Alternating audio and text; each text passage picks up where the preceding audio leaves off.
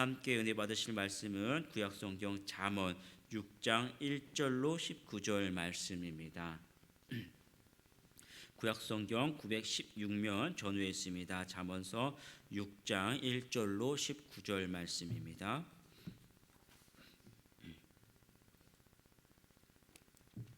좀 길지만 우리 천천히 함께 한 목소리로 합독하도록 하겠습니다.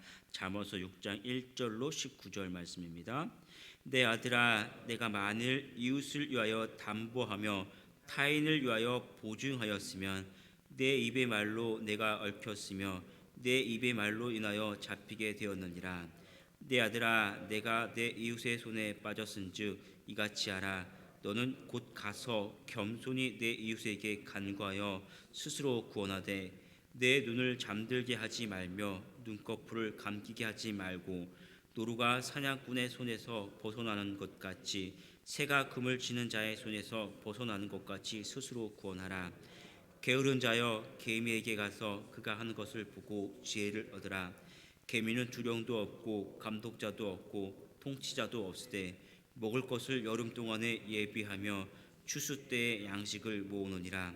게으른 자여, 내가 어느 때까지 누워 있겠느냐? 내가 어느 때에 잠이 깨어 일어나겠느냐? 좀 더 자자, 좀 더 졸자, 손을 모으고 좀 더 누워 있자 하면 내 빈궁이 강도같이 오며 내 곤핍이 군사같이 이르리라. 불량하고 악한 자는 구부러진 말을 하고 다니며 눈짓을 하며 발로 뜻을 모으며 손가락을 하며 그의 마음에 패역을 붓며 다툼을 일으키는 자라. 그러므로 그의 재앙이 갑자기 내려 당장에 멸망하여 살릴 길이 없으리라. 여호와께서 미워하시는 것 곧 그의 마음에 싫어하는 것이 67가지이니 곧 교만한 눈과 거짓된 혀와 무죄한 자의 피를 흘리는 손과 악한 괴교를 꾀하는 마음과 빨리 악으로 달려가는 발과 거짓을 말하는 망령된 증인과 및 형제 사이를 이간하는 자이니라. 아멘. 함께 봉독한 말씀을 중심으로 지혜로운 사람이 잡아야 할 것이라는 제목으로 은혜를 나누도록 하겠습니다. 잠언은 지혜에 대해서 말씀하고 있죠. 근데 오늘 본문은 그 지혜를 구체적으로 우리의 삶과 신앙에 적용을 하고 있습니다. 세 가지 정도로 보면 먼저 지혜로운 사람이 이 돈을 어떻게 관리해야 되는지 이 물질적인 관리, 또한 한 가지는 이 시간을 어떻게 관리하는지 시간적인 면, 그 다음에 마지막으로 악한 자들에 대해서 어떻게 우리가 대하고 행동해야 되는지 이 세 가지를 이야기합니다. 오늘 우리가 함께 읽었던 이 성경에서는 그러한 세 가지 내용을 이렇게 하지 말라라고 이 부정적인 말씀으로 이야기를 하는데, 다시 보면은 이 반대로 우리가 이 말씀을 가지고 반면교사 삼아서 지혜로운 사람이 붙잡아야 할 것들을 우리가 생각해 볼 수 있습니다. 첫 번째는 이 돈에 대해서 우리가 봐야 하는 것은 하나님의 기쁨을 위해서 우리는 성실하게 일해야 합니다. 오늘 말씀을 보면 지혜로운 사람에게 이 보증을 서지 말고, 혹시 우리가 보증을 섰다 하더라도 빨리 가서 그 보증 앞에서 빠져나오라고 이 보증에 대해서 이야기를 하죠. 그 모습을 5절을 보면 노루가 사냥꾼의 손에서 빠져나오는 것들, 또 그물 친 자들에 대해서 이 새들이 그 그물에서 빠져나오는 것 같이 스스로 구원하라라고 이야기하고 있습니다. 이들이 어떤 사냥꾼의 손에서, 아니 그 그물 안에서 그냥 당장 죽지 않기 때문에 가만히 있으면 어떻게 됩니까? 그 속에서 죽을 것이 너무나도 뻔하죠. 이 방송에 보면은 가끔 이 덫에 잡혀 있는 짐승들의 모습을 보여줄 때가 있는데요. 그들은 그 덫에서 빠져나려고 그 막 몸부림을 심하게 칩니다. 그냥 단순히 내가 덫에 걸려 있구나 가만히 있는 것이 아니라 그 덫에 빠져 있는 사실을 알 때 바로 굉장히 심하게 몸부림을 치고 그 결과적으로 어떤 목이나 어떤 네 발에 발 등 같은데 이런 것이 피부가 다 까지고, 그래서 피가 줄줄줄 흘러나오는 모습, 징그럽게 흘러나오는 그 모습을 우리가 볼 수 있습니다. 보증도 마찬가지죠. 보증을 서면 어떻게 됩니까? 당장에는 아무런 것이 보이지 않지만 이 보증의 특징, 이 보증이나 사채 같은 데 특징이, 첫 번째는 그 큰 폭리를 취하려고 엄청난 그 이유를 매기는 것을 알 수 있습니다. 더군다나 그러한 이율이 큰 폭리가 굉장히 잘못된 이율이죠. 누가 봐도 이런 이유를 보면은 원금을 갚아야 되는데 원금을 갚는 것이 아니라 원금을 고사하고 이 이유를 갚는데도 오랜 시간이 걸리는 것을 잘 알 수 있습니다. 잘못된 이유임에도 불구하고 그 사람들은 그것이 잘못된 것이 아니라 나의 것이다, 나의 몫이다라고 해서 그 자기 몫을 빼내기 위해서 굉장히 이 사람들에게 대해서 큰 잘못된 그 횡포를 부릴 수 있죠.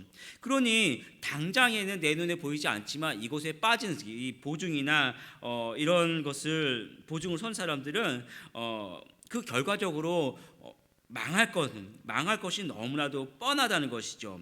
그러니 우리는 보증을 섰으면 그 가운데 그냥 당장 보일 때 괜찮아가 아니라 필사적으로 그곳에서 빠져나올 수 있도록 노력해야 합니다.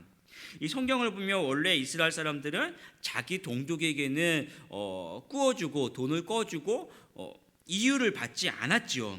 왜냐하면은 그 꿔준다라는 것은 통상적으로 이 사람들이 먹고 살 것이 없으니까 거기에 대해서 이제 꿔주는 것을 생각하게 됩니다. 그런데 그 정도 문제가 아니라 보증을 서는 것은 단순한 생계의 문제가 아니라 어떤 이 사람의 어떤 큰 사업을 계획하기 있기 때문에 보증을 서는 것이죠. 그런데 나의 문제는 어떻습니까? 나는 지금 사업을 계획하는 정도가 아니라 나의 모습은 하루하루 먹고 사는 그 정도의 모습이 통상적인 우리의 모습이라는 거예요.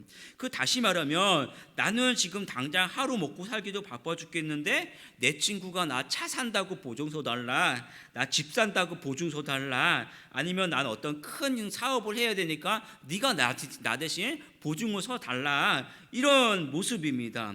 나의 모습은 지금 하루 먹고 살기도 바빠 죽겠는데 이런 나의 모습을 생각하지도 않고 어떤 내 친구가 그냥 와서 도장 하나 찍어 달라고 하니까 거기에 보증을 서는 모습 어떻습니까? 다시 생각해 보면 신중하지 않고 내가 가진 돈에 대해서 어떻게 될지 모르고 어떤 무책임하고 위험천만한 행동을 우리가 하고 있다라는 것이죠.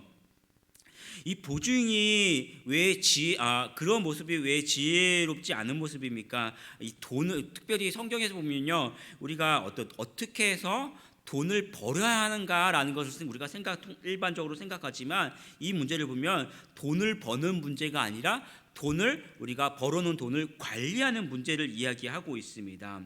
특별히 성경을 보면 성도의 이 물질관을 우리가 생각해 볼 수 있습니다. 성도의 물질관을 대표적으로 어떻게 이야기합니까? 청지기 정신이죠. 청지기 정신. 성도는 물질도 내 것이 아니라 하나님께서 내게 맡겨주신 것이다라는 우리가 그 생각을 해야 합니다. 그래서 게으르거나 무책임해서는 안 된다는 것이죠. 내 안에 가지고 있는 돈에 대해서도 그렇게 행동해서는 안 됩니다. 여러분이 사업을 하고 직장을 다니고 또 돈을 버는 것도 다 청지기 정신의 관심에서 보면 우리가 하나님의 기쁨을 위해서 수고하는 것이고, 여러분의 직장도 거룩한 하나님의 부르심의 자리임을 우리는 분명히 기억하고 그곳에서 우리가 성실하게 일하고 그 직장에서도 하나님의 영광을 돌릴 수 있는 우리 모든 성도들이 되기를 축복합니다. 두 번째는 시간적인 면을 이야기하는데 게으르지 말라. 다시 이야기하면 주님께서 오심을 그 시간을 기다리면서 우리는 성실하게 살아가야 합니다. 게으름에 대해서 이야기하죠. 8절을 보면 개미가 여름에 먹을 것을 모으고 겨울을 준비하는 그 모습을 이야기합니다. 그런데 이것이 왜 이 개미의 모습이 왜 지혜가 됩니까? 그 모습을 우리에게 보이는 바 현재 풍요롭지만 그것을 보는 것이 아니라 보이지 않는 겨울을 준비하고 대비했기 때문에 그것이 개미에게 지혜가 됩니다. 인생에도 이러한 사계절이 있습니다. 인생의 사계. 대부분 우리가 살아가는 그 모습을 어떻습니까? 그냥 평범한 시간들을 살아가죠. 평범한 시간. 그런데 이런 평범한 순간에도 어느 때 보면 우리에게 평안하고 기쁜 날이 올 수도 있고, 또 평범하다가도 어떤 날은 곤고하고 어려운 날이 있을 수도 있습니다. 그런데 지혜로운 사람은 현재 평범할 때만 보는 것이 아니고 평범할 때만 보고 그냥 안주하는 것이 아니라, 아니면 평범한 속에서, 아니면 기쁜 날을 살아갈 때 자만하는 것이 아니라, 아니면 내 앞에 지금 힘들다고 어떤 크게 두려워하는 그런 모습이 아니라, 지금 보이지 않는 어떤 기쁜 날과 어떤 공고한 이 날을 바라볼 수 아는 사람이 지혜로운 사람이라는 것이죠.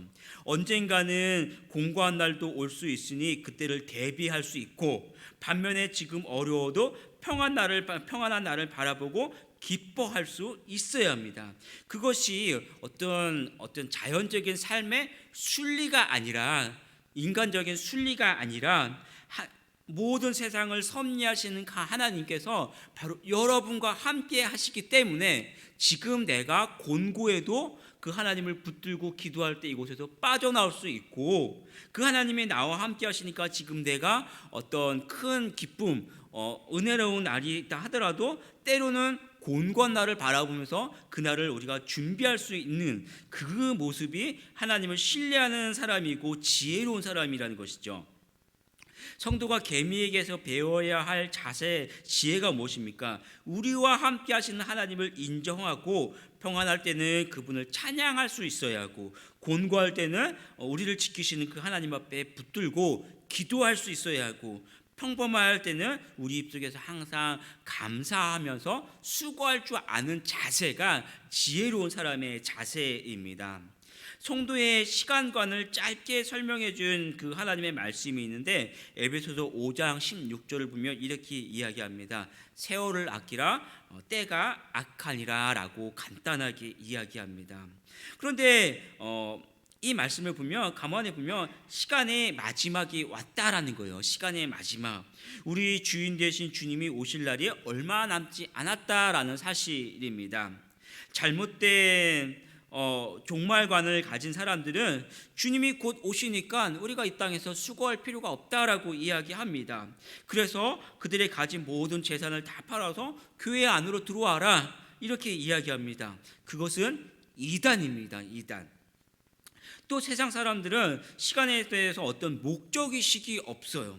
그러니까 하루하루 살아가는 것이 어찌입니까? 많은 사람들이 무의미하게 살아가고, 흔히 이야기하는 게 뭐니까, 그냥 왜 사냐? 살아가니까 그냥 하루하루 살아간다라고 이야기합니다.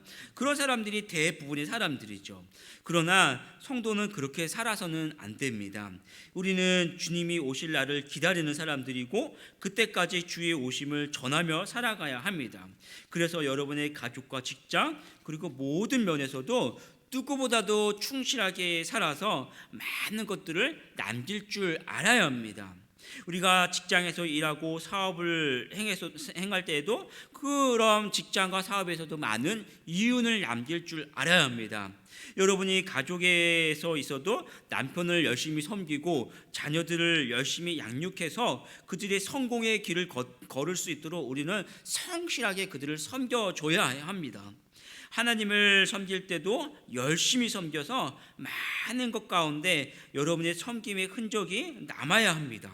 그래서 성경을 보면 2달란트, 5달란트 받은 종처럼 주님이 오시는 그날에 잘하였도다, 착하고 충성된 종이라고 인정받고 칭찬받는 우리 성도들이 되기를 축복합니다. 또 악인을 따르지 말라라고 이야기하죠. 경건하고 성실한 삶을 살아야 합니다. 오늘 12절에서 19절을 보면 이 악인의 모습을 소개하고 악인을 따라가지 말라라고 이야기하고 있습니다. 특별히 12절을 보면 그들을 불량하고 악한 자라고 소개하고 있죠. 그들은 악을 마음에 품었다가 눈짓, 발짓, 손짓 이런 모습으로 서로 사인을 하고 그것을 행하지만 오늘 말씀에 보면 결국은 재앙을 만나고 멸망한다라고 이야기합니다. 그리고 16절을 보면 그러한 사람들의 특징이 하나님께서 미워하시는 것 옛 7가지라고 소개를 하는데, 우리 16절에서 19절의 말씀을 다시 한번 천천히 읽어보도록 하겠습니다. 16절에서 19절. 여호와께서 미워하시는 것 곧 그의 마음에 싫어하는 것이 옛 7가지니 곧 교만한 눈과 거짓된 혀와 무죄한 자의 피를 흘리는 손과 악한 괴교를 꾀하는 마음과 빨리 악으로 달려가는 발과 거짓을 말하는 망령된 증인과 및 형제 사이를 이간하는 자이니라. 그런데 이 사람들의 이 공동된 특징이 뭔지 아십니까? 가만히 살펴보면요, 공동된 특징이 자기 것이 아닌데 타인의 것을 속여서 빼앗는 사람들입니다. 하나님을 인정하는 사람은 하나님 앞에 성실하고 사람들에게 인자를 베풀 줄 알지요. 그래서 하나님께서 주신 것을 복으로 누리고 사람들에게 인정을 받을 줄 압니다. 그런데 이 악한 사람들은 하나님을 인정하지 않으니까 다른 사람을 속여서 빼앗고 그것을 즐겨하는 사람들의 이 모습. 그래서 항상 자신의 이 탐심을 채우죠. 이 성경을 보면 아하방, 가장 악한 사람으로 인정받는 그 아하방이 있는데, 그의 백성 중에 나봇이라는 사람의 그 포도원을 굉장히 탐냈습니다. 처음에는 그래서 나봇에게 가서 이 너의 포도원을 나에게 팔아라 라고 이야기하는데, 이 나봇이 뭐라고 이야기하냐면, 이 포도원은 우리 조상들에게 나에게 주신 이 유업이기 때문에 내가 팔 수 없다라고 거절을 합니다. 사실 그것이 율법이고 하나님의 뜻입니다. 하나님께서 주신 우리의 유업을 하나님의 은혜로 누리며 살아가는 것, 그것이 하나님의 백성들의 삶의 모습이고 그것은 누구도 빼앗아서는 안 됩니다. 그런데 아합은 그 사실을 알면서도 자기는 그 땅을 취하지 못해서 굉장히 근심할 때 그의 아내 이세벨이라는 사람이 이 나봇이 왕을 모함했다라고 해서 이 거짓 증인들을 세우죠. 그래가지고 그 나봇을 죽여서 그의 포도원을 강제적으로 빼앗아 버립니다. 이 하나님을 인정하지 않는 사람의 악한 모습을 단적으로 보여주죠. 그리고 그들이 어떻게 됩니까? 이스라엘의 가장 악한 왕과 왕비로 평가되고, 그들이 이제 죽을 때 개들이 길가에서 그들의 시체를 핥아먹는 모습, 그런 모습으로 표현해주고 있습니다. 악한 사람들은 하나님을 인정하지 않아서 이러한 모습으로 자신의 탐심을 채우지만 그의 마지막 모습은 결코 좋지 않다라는 사실입니다. 우리는 어떻습니까? 우리는 복을 받고 형통한 삶을 살아야지 멸망해서 처참한 길로 가서는 안 됩니다. 그것이 지혜의 모습이죠. 하나님의 백성들은 어떤 모습을 가져야 합니까? 성도의 눈은 나의 약함을 알고 전능하신 하나님을 바라볼 줄 알아야 합니다. 또한 이웃을 돌아볼 수 있는 겸손과 사랑의 눈을 가져야만 합니다. 또한 성도의 혀는 예수 그리스도의 사랑과 복음을 전하는 혀가 되어야 합니다. 그래서 많은 사람을 생명을 구원하고 이웃에게 힘이 되어주고 세상 사람들에게 빛이 되어줄 수 있는 그러한 혀가 되어야 합니다. 성도의 손은 이웃을 섬기고 봉사하기 위해 땀을 흘리고 특별히 그들을 위해서 기도하며 하나님 앞에 겸손하게 두 손을 모을 줄 알아야 합니다. 항상 경건하고 주의 거룩하심을 닮아가며 하나님께 인정받고 세상에 빛이 되는 우리 모든 성도들이 되기를 축복합니다. 기도하겠습니다. 하나님 앞에 소원 예물 드렸습니다.